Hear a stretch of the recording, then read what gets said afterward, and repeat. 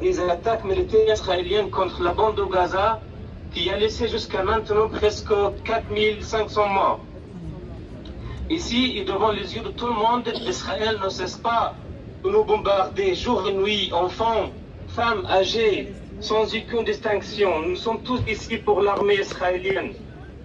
La semaine dernière, j'ai perdu 48 personnes de ma famille. Ce sont mes propres cousins et leurs femmes et leurs enfants. L'armée israélienne a bombardé la maison dans laquelle tous mes cousins se sont réfugiés.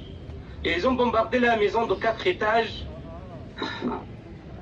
sur leur tête. Ils ont bombardé la maison de 4 étages sur leur tête pendant la nuit, alors que tout le monde dort. Et sans aucun avertissement. La majorité des personnes qui ici sont des enfants. J'ai aussi perdu ma nièce et son fils de 2 mois.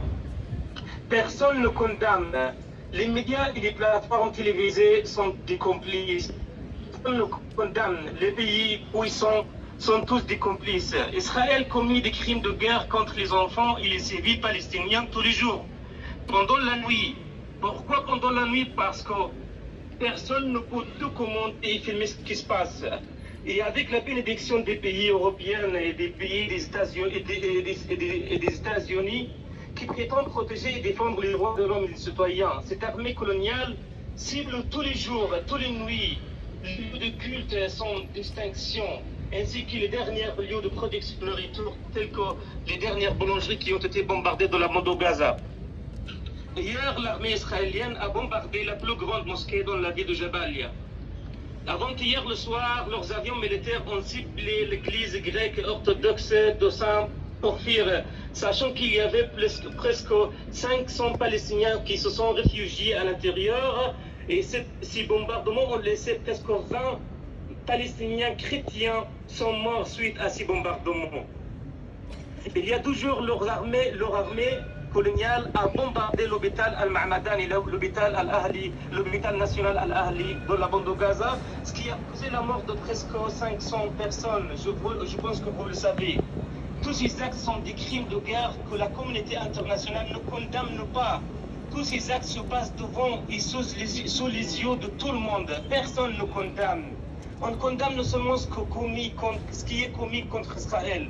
On condamne pour démoraliser le peuple palestinien encore et encore. On condamne pour criminaliser la lutte pour un seul objectif, pour faire taire les pro-palestiniens.